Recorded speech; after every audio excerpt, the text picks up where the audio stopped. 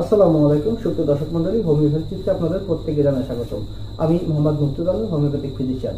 বন্ধুরা, আজকে আলোচনা করব শীতকালীন সর্দি কাশি বা হাঁচির সমস্যা নিয়ে এবং তার সমাধান নিয়ে। তো বন্ধুরা, যারা বিষয়ে জানতে চান তার ভিডিওটি স্কিপ না করে সম্পূর্ণটি দেখবেন। আর যারা এখন আমার চ্যানেলটি সাবস্ক্রাইব করেননি তারা নিচে লাল সাবস্ক্রাইব বাটনটি প্রেস করবেন এবং তার পাশে বেল আইকনটি বাজিয়ে দিন, যেন নেক্সট টাইমে আমাদের লেটেস্ট ভিডিও আপডেট আপনারা সহজে পেয়ে যেতে পারেন।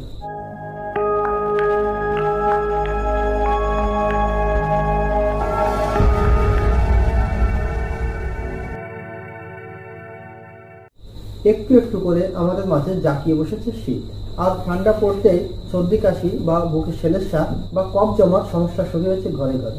বর্ষাকালে স্যাঁতসেঁতে আবহাওয়ায় বা শীতকালে সর্দি কাশি এই সমস্যা বেড়ে যায়। অনেকেই এই সর্দি কাশিকে সাধারণ সমস্যা ভেবে উপেক্ষা করেন, কিন্তু এতে বিপদ কিন্তু আরো বাড়তে পারে। সময় মতো এই সমস্যার চিকিৎসা না করালে শ্বাসযন্ত্রের সংক্রমণ ছড়িয়ে পড়তে পারে। তাই আজ সহজে জেনে নেওয়া যাক শীতকালীন এই সর্দি কাশি হাঁচির সমস্যা দূর করার জন্য অতীব কার্যকরী কিছু হোমিওপ্যাথিক মেডিসিন এবং এমন কিছু ঘরোয়া উপায় যা বুকে কফ জমা বা সর্দি কাশির সমস্যার উপশমে অত্যন্ত কার্যকর। তো বন্ধুরা, এই পর্যায়ে কার্যকরী কিছু হোমিওপ্যাথিক মেডিসিন নিয়ে আলোচনা করব। প্রথমে যে মেডিসিনটির নাম বলবো সেটা হলো অ্যাকোনাইট ন্যাপ 30। অ্যাকোনাইট ন্যাপ 30 প্রাকৃতিক ঋতু পরিবর্তনের সময় ঠান্ডা বা শুষ্ক আবহাওয়ার সংস্পর্শে আসার পর ঠান্ডা এবং কাশির প্রাথমিক পর্যায়ে এই ওষুধটি নির্বাচিত হয়ে থাকে। এটি সাধারণত সর্দি জ্বর আসার প্রথম 24 ঘন্টার মধ্যেই দেওয়া হয়। এবার বলি ডোজ সম্বন্ধে। বড়দের বেলায় এই অ্যাকোনাইট 30 পরের মেডিসিনের 2 ফোঁটা করে দিনে 3 বার, আর ছোটদের বেলায় 1 ফোঁটা করে দিনে 3 বার খেতে দিতে হবে। এবার যে কার্যকরী মেডিসিনটি নিয়ে আলোচনা করবো সেটা হলো এলিয়ানসিপা 30। এলিয়ানসিপা 30 এলিয়ানসিপা হলো হাঁচি এবং চোখ দিয়ে জল পড়া সহ ঠান্ডার চিকিৎসার জন্য। এছাড়া ঠান্ডা লেগে রোগীর চোখ থেকে অনবরত জল না গড়িয়ে নাক দিয়ে কাঁচা ছড়ি বের হলে তার জন্য এই ওষুধটি দেওয়া হয়। এটার ডোজ হলো এলিয়ানসিপা 30 পরের মেডিসিন 2 ফোঁটা করে বড়দের বেলায় দিনে 3 বার খেতে দিতে হবে, আর ছোটদের বেলায় 1 ফোঁটা করে দিনে 3 বার। এবার আরেকটি কার্যকরী মেডিসিন নিয়ে আলোচনা করব, সেটা হলো ইউফোরেশিয়া 30। ইউফোরেশিয়া 30 চোখ থেকে জল পড়া চিকিৎসার জন্য ইউফোরেশিয়া নির্ধারিত হয়। দিনের বেলায় ঠান্ডার প্রকোপে কাশি বেশি হলে ও চোখের পাতা ফুলে গেলে হোমিওপ্যাথিকের এই মেডিসিনটি খুব সফলতার সাথে ব্যবহার করা হয়। এটার ডোজ হলো বড়দের বেলায় 2 ফোঁটা করে দিনে 3 বার, আর ছোটদের বেলায় 1 ফোঁটা করে দিনে 3 বার। বন্ধুরা, এরপর যে আরেকটি মেডিসিনের কথা বলবো সেটা হলো ক্যালিবাইক্রম 200। ক্যালিবাইক্রম 200 ক্যালিবাইক্রম কিন্তু নাক কান গলা এই অংশের জন্য খুবই সুন্দর কাজ করে এবং এই ক্ষেত্রে যে লক্ষণগুলো দেখা যায়, এখানে সর্দির পরিমাণ অনেকটা বেশি হয় এবং সর্দিটা দেখতে অনেকটা চটচটে টাইপের হয়, অর্থাৎ সর্দি বা গলার কফ টানলে সুতার মতো লম্বা হয়ে পড়ে, বলা যায় অনেকটা আঠালো টাইপের মতো। সেক্ষেত্রে আমরা ক্যালিবাইক্রম ব্যবহার করতে পারি। এই ক্যালিবাইক্রমের ডোজ হলো 2 ফোঁটা করে দিনে 2 বার বড়দের বেলায়, আর ছোটদের বেলায় 1 ফোঁটা করে দিনে 2 বার, সকালে এবং রাতে। এবারে আরেকটি কার্যকরী মেডিসিন আলোচনা করব, সেটা হলো জেলসিমিয়াম 30। জেলসিমিয়াম 30 গা হাত পা ব্যথা করছে, নাক দিয়ে অল্প অল্প পরিমাণ জল বেরোচ্ছে, আর জেলসিমিয়ামের যে অন্যতম সিমটম তা হলো আপনার কাজকর্ম করার বা হাঁটার ইচ্ছাই করবে না, শুধু শুয়ে বসে থাকতে ইচ্ছা করবে এবং শরীর অনেক দুর্বলতা অনুভব হবে, যেন গায়ে জোর পাচ্ছেন না বা বল পাচ্ছেন না এমনটা। এই রোগীর সবসময় বিশ্রাম নিতে ইচ্ছা করবে। এরকম লক্ষণ যদি রোগীর মাঝে থাকে তবে সেখানে জেলসিমিয়াম খুবই সুন্দর কাজ করে। এবার বলবো এটা ডোজ সম্বন্ধে। জেলসিমিয়াম 200 পরের মেডিসিনটি বড়দের বেলায় দিতে হবে, এটা দিনে 2 বার, 2 ফোঁটা করে দিনে 2 বার, সকালে এবং রাতে। আর জেলসিমিয়াম 30 পরের মেডিসিন ছোটদের বেলায় দিতে হবে, সেটা হলো 1 ফোঁটা করে দিনে 3 বার, সকাল দুপুর রাত 3 বার খেতে দিতে হবে। বন্ধুরা, এবার আরেকটি মেডিসিনের নাম বলবো, সেটা হলো বেলেডোনা 30 বা 200। বেলেডোনা 30 বা 200 সর্দি জ্বরের সাথে যদি মাথা ব্যথা, মাথা যন্ত্রণা থাকে, আর যদি মুখ চোখ এগুলো লাল বর্ণ হয়ে যায়, গলা যদি ফুলে যায়, টনসিল বেড়ে যায়, ঢোক গিলতে কষ্ট হয়, ব্যথা করে, হাঁ করলে যদি দেখা যায় টনসিল লাল হয়ে গেছে, অর্থাৎ সে টনসিলে যদি রেডনেস ভাব থাকে, তবে আমরা সেখানে বেলেডোনা ব্যবহার করতে পারি। বেলেডোনা বড়দের বেলায় 200 পরের মেডিসিন 2 ফোঁটা করে দিনে 2 বার খেতে দিতে হবে, আর ছোটদের বেলায় বেলেডোনা 30 পরের মেডিসিন 1 ফোঁটা করে দিনে 3 বার খেতে দিতে হবে। বর্তমানে এই যে সমস্যাটা চলছে, অর্থাৎ শীতের যে শুরুটা হচ্ছে বা ঠান্ডা পড়ছে, এই সময়টার জন্য সব থেকে সময় উপযোগী ঔষধ হলো বিপাদ সালফার। এই রিমেডিকে ঠান্ডা সর্দি লাগার জন্য বলা হয়ে থাকে বেস্ট মেডিসিন।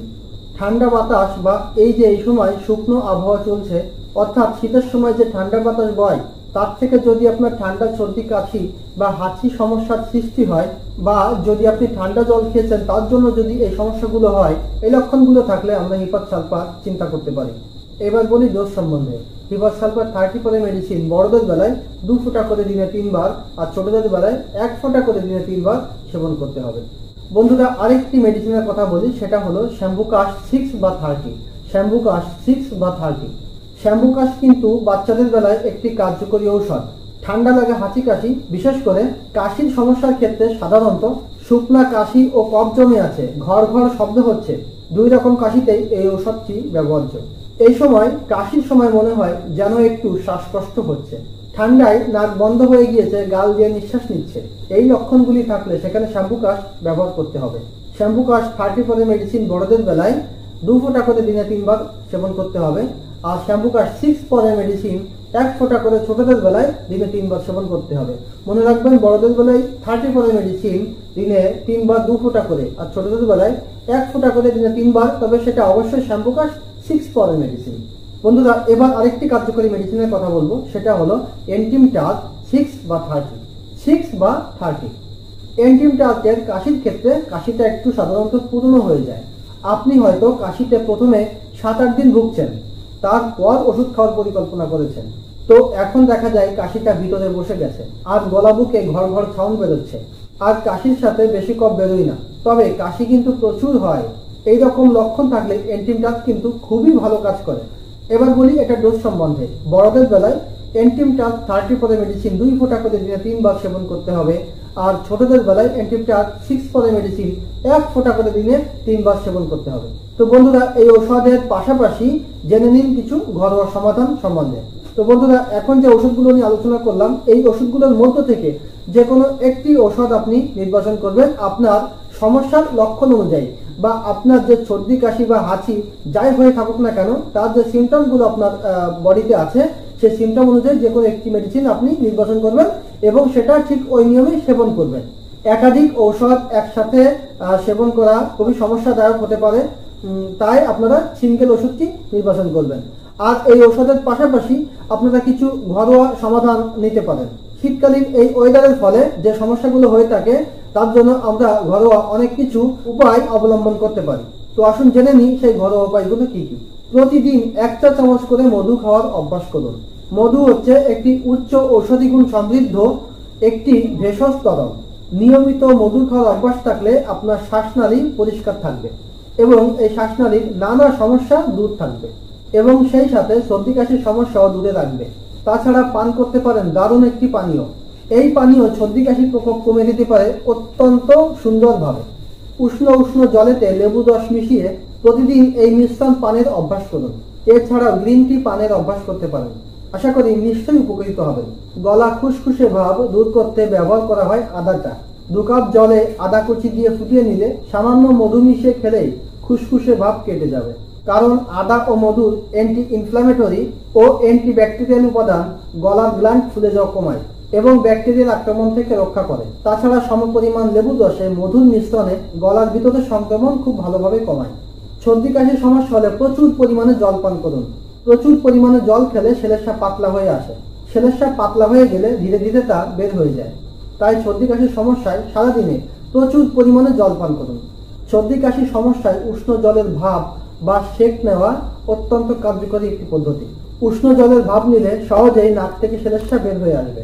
তাই উষ্ণ জলেতে লবণ মিশিয়ে নিয়ে দিনে 2 বার করে এই ভাপ নিন। তো বন্ধুরা, কেমন লাগলো আজকে ভিডিওটি? যদি ভিডিওটি ভালো লেগে থাকে আর ভিডিওটিকে যদি উপকারী বলে মনে হয়, তো অবশ্যই একটি লাইক দিতে ভুলবেন না, আর বন্ধুদের সাথে শেয়ার করতেও একদমই ভুলবেন না, কেননা ভিডিওটি কারো না কারো কাজে লেগে যেতে পারে। তো ভালো থাকবেন, সুস্থ থাকবেন, আর হোমিও চিত্রের সাথেই থাকবেন। ধন্যবাদ সবাইকে। আল্লাহ হাফেজ।